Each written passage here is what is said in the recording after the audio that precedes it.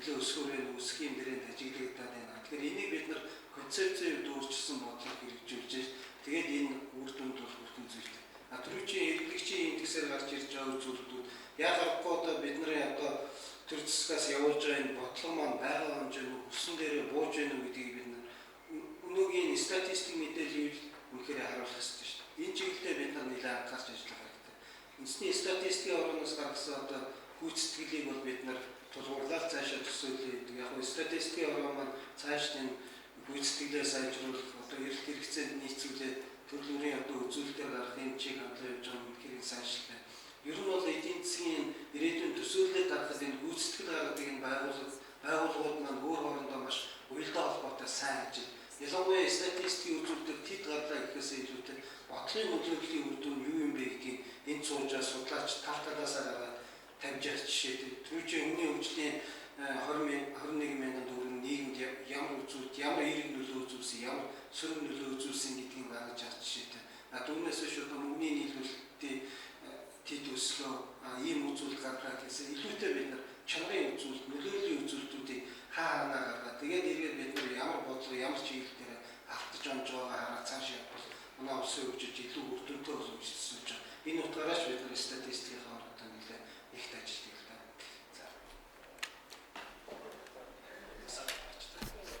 Яг босод үзүүлэлттэй дотоодын нийт бүтээгдэхүүн болоо одоо эдийн засгийн бодит секторын өсөлтөд тэдний авч үзээгүй одоо өмнөх энэ иргэдийн зөвлөлтөөс болоодоос нийгэм эдийн засгийн болон ялангуяа ядуулалтай хэсгийг тусад нь авч үздэг гэсэн тийм.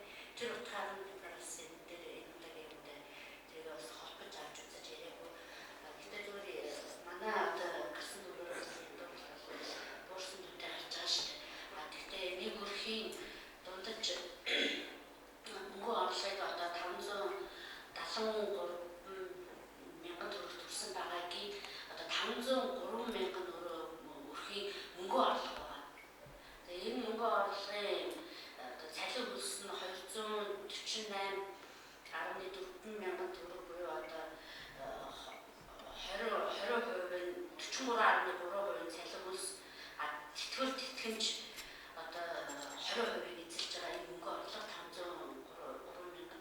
Ингээд энэ бол одоо 11 онд энэ байдлаар өсөлт мөнгөөр олгогдсон юм маань өрхөд нордож байгаа мөнгө орлого нэмэгдсэн учраас тодорхой хэмжээгээр бол одоо ядуул буурсаа гэж үзэж байгаа. Гэхдээ бол ядуул бол өндөр түвшинтэй ирэл байгаа шүү дээ. Гаргаж байсан юм байна тийм.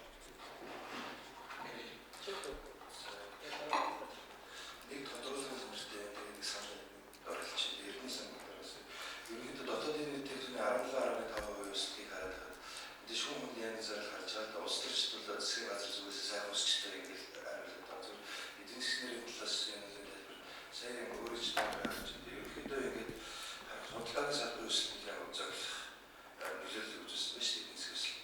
Энэ маань үүнтэй холбоотой гэхээр ялангуяа гадаад худалдаа импорттой холбоотой импортын төхөөрөмжийн дээрээс нь гадаад шууд хөрөнгө оруулалттай холбоотой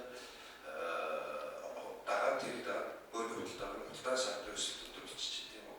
Яг уул уурхай салбарыг харахад бол айх төсөв гарахгүй. За болсон салбар нэг нэлээд өндөр өссөн. Гэхдээ хувийн жин 5-6% учраас эдийн засгийн нөлөөлөл бага. За дээрээс салбарыг мэдээж тодорхой айгуул энэ уул уурхайгаа дагаад өсөж байгаа гэдэг. Тэр эдийн засгийн энэ өсөлт болоод энэ арга энэ импортын өсөлттэй холбоотой худалдааны салбарын өсөлт хангаад байгаа биш үү? Энэтэй санал нийтлүү нэгдүгээр. Хоёрдугаарт тэр юу дотоод хөрөнгөл гэдэг дээр хоёр ойлголт гарч ирээд байна л да. Юу гэхээр яг дотоодын бүтээгдэхүүний эцсийн ашигт тэр дотоод хөрөнгөл гэсэн томьёол гаргаад хэлсэн байгаа шүү дээ. Тэр анги дээр бол gross fixed capital formation дээ. Үндсэн хөрөнгөний хөрөнгөл гэдэг юм. Тэгэхээр би юу асууад байна яг дотоод хөрөнгөл saving гэдэг gross national saving гэсэн. Яг тооцоо яг нөгөө GDP-ээр байгаа өөрөө хэлэл. Тэгэхээр энэ маань өөрөө нэлээд бага төлөв ороод байгаа юм шиг. Дотоодын нийт техник эдгээр үзэж байгаа. Би нөгөө хөрөнгөлөхэд ярихлаар тэр агуулга биш. Gross national saving гэдэг агуулгасан. Энэ тооцоо байгаа юм. Дараагийн асуулт нь GDP дотоодын нийт бүтээгдэхүүн үндсэн нийт орлого хоёрын дефлятораа ерөнхийдөө адилхан тусч ялгаатай зэрэгцүүлэх нь оролцсон. Тийм. Үндсэн нийт орлого GDP дотоодын нийт бүтээгдэхүүн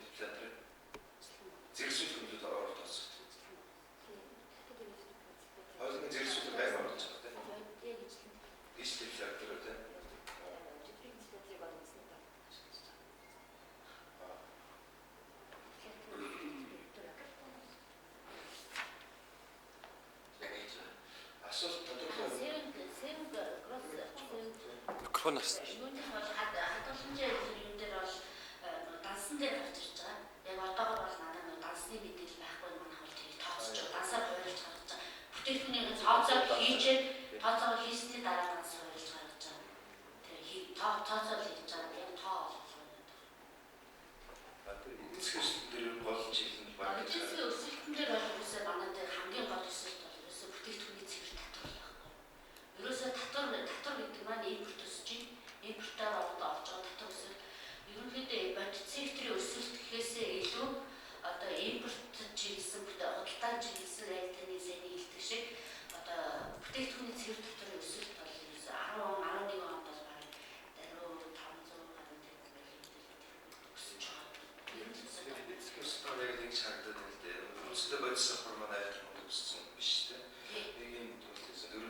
Тэгэхээр энэ дээр саналаа хэлэхэд бол нэг юм л байна л дээ. Юу гэхээр өчтөр төлбөрийн эзэн өндөр бодис сахарын асуудал тэгээд төсөв тэг кадастрын асуудал яригдж байгаа. Дээрээс нь мөнгөний бодлогын асуудал явагдаж байна. Тэгээд хүмүүс энэ маань ингээд хэлцэж байгаа энэ асуудал маань ерөнхийдөө макро түвшний гэдэг юм уу эдийн засгийнхаа ерөнхий хандлагыг бүтээр гаргахын боломж олгоод байгаа шүү дээ улсад маань.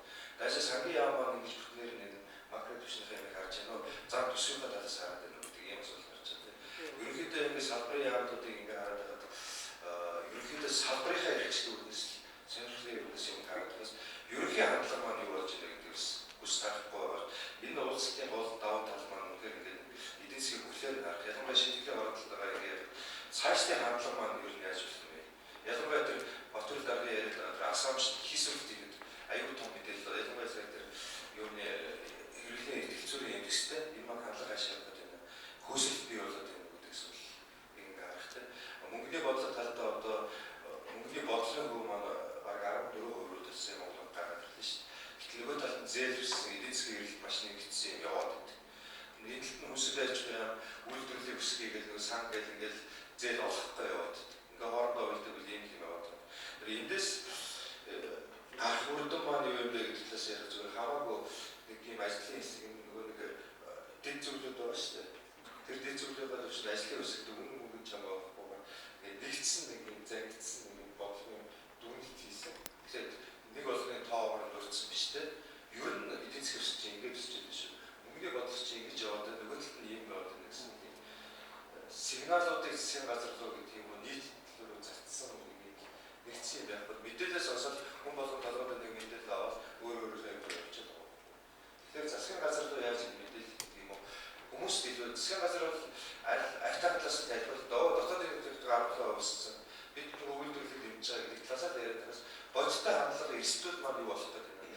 Ирээдүйн тэр асампшн их дотоодын нийтлэлд төсөөлөх нь гол асампшн эсвэл их мэдээлж аюулж байгаа. Ялангуяа тэр их сургуулийн судалгаа, бусад ийм чиглэлийн судалгаа бол үнэхээр хэрэгтэй байдаг. Одоо 12 дотоодын нийтлэлд магадгүй одоо энэ дээрээ суурилал 18% өснө гэж тавьчих. Амархан тэр салбар өстэй гараад явж. Яг бодиттой энэ чи яаж нөгөө талд нь ядууртайгаа яаж үлдэж байгаа гэдэг талаас давхар хараад нэг юм байдал чи юм байна, хандлага чи юм болох гэж байна гэсэн нэг сигналыг өгдөг нэгсэн юм сугтаа болгож хэлсэн тийм. Өгөж байгаа асууж байгаа хүмүүс нэг албан тушаал нэрээ гэж хэлдэг бид дараа юм. Тэгэхээр зөвлөх профессор Ламсрай байна. За яг бид нар бас даалгавраа юу багаас нэгж байгаа тайлбар хийгнэ. Энэ өсөлтийн тухай ингээд сонсоход сая инклюзив процесс тохиолж байгаа яг санал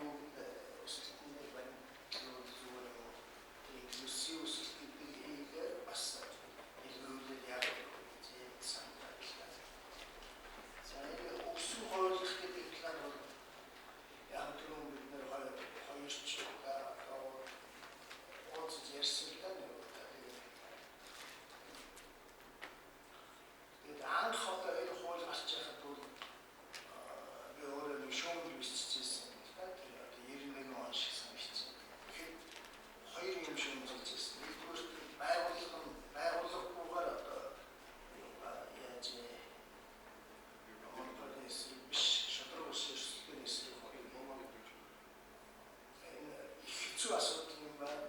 Байгууллагын бодлогын асуудал юм байна. Ийм учраас тэнцэх байгууллага хэрэгтэй юм байна гэж бодож байсан. 10 жилийн дараа хууль засагдахад байгууллагатай болсон байсан. Хоёр дахь нь шүүмжил юу гэжсэн гэхээр тэр үед бол яг одоо хуулийн зөвхөн байсан учраас хөвд траст гэдэг нь одоо эргээд одоо их одоо л та. Тэгээд юу гэхээр ерөөсөө хуулийн чинь нэр одоо их шудраг босчихсон гэсэн гэж. Хууль чинь ерөөсөө эцсийн гол концепц өрсөлдөөнийг дэмжих эсвэл шууд монополи эсрэг гэсэн энэ үг татгсан юм хууль байхгүй учраас энэ хууль чинь явахгүй байна гэхгүй байна гэдэг шиг. Тэгэхээр энэ хоёр заавал хамгийн сайн жагаар хоёр шүүмжил маань бийсэн учраас миний хувьд бол сэтгэл тодорхой хэмжээгээр хандж байна. Гэхдээ одоогийн 10 жил 20 жилийн өмнөхийг бодоход амьдрал бол асар их өөрчлөлттэй байна. Тэгээд бид нар яагаад энэ хууль өөрчлөхгүй? Яагаад одоо коллектив ч юм уу, траст ч юм уу, одоо тим маягаар эдгээс монополитэй гэдгийг бодохдоо бидний бас бодлогын тууштай биш байдлаар диктат хийж байгаа юм. Бид нар 90-ад оны үеэр бодохдоо Монголын эдийн засаг бол нийгмийн баримттай засаг гэж ярьжсэн, томьёолжсэн, олон баримт бичиг тусчсэн. Одоо өнөөдөр тэр нь тууштай юм уу биш юм уу гэдгийг мэддэхгүй байна. Одоо чөлөө засаг, Америк маягийн чөлөө засаг юм уу, Европ маягийн нийгмийн баримттай засаг юм уу, Монголын онцлог тохирсон. Яагаад нийгмийн баримттай засаг чухал байна гэхээр хоёр одоо тэр нэг хавцал байдаг шүү дээ. Домгоор сила харьяатаа гэдэг хоёр одоо юуны хоорондоо гадаа одоо онгоц амьд өнгөрөх тухай гэж. Тэр хоёрын юу гэхээр стадны тоталитаризм 19-р зууны чөлөөт капитализм хоёрын. Тэгээд бид нар өнөөдөр чөлөөт капитализм, чөлөөт зах зээл юм уу? Нийгмийн баримттай зах зээл. Хэрвээ нийгмийн баримттай зах зээл гэх юм бол тэрний хамгийн үндсэн бодлогын нэг бол өрсөлдөөний одоо хүлээн зөвшөөрж өрсөлдөөний бодлого. Тэгэхээр энэ хууль маань өрсөлдөөний бодлогонд одоо үнэн бодос тулгуурсан байх хэрэгтэй. Жишээлбэл одоо үнийг ардан тогтоож болохгүй гэж ихэнх тэр өрсөлдөөний хэлсэн хуулиуд байдаг. Гэтэл манай үн бол дандаа ардан тогтоод. Тэр нь доогуур байна уу, дээгүүр байна уу гэдгээс үл хамааран тэр нь тэгээд одоо юу хөрөлдөх үндэс бол. Тэгэхээр тэр зах зээл нь одоо хэлний үйлдэл тодорхойлохоос биш.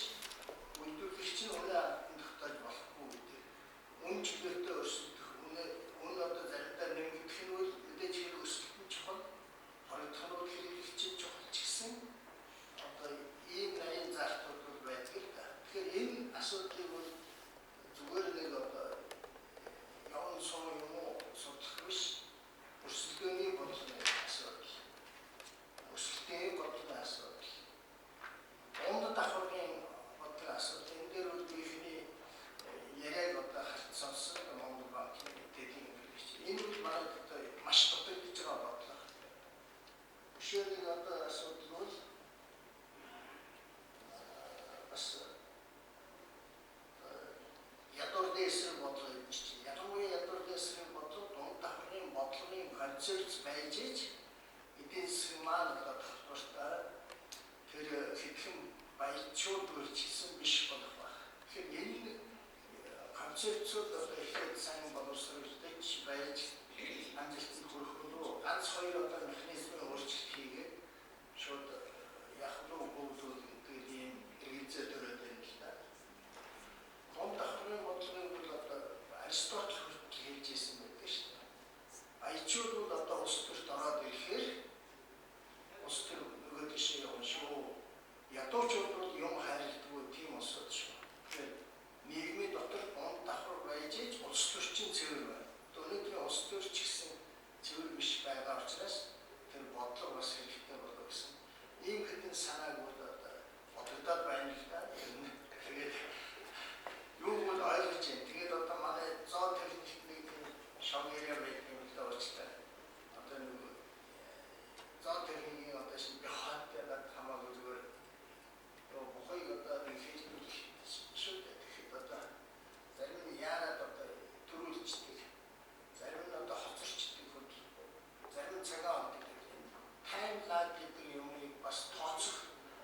Тэгэхээр бас хэдий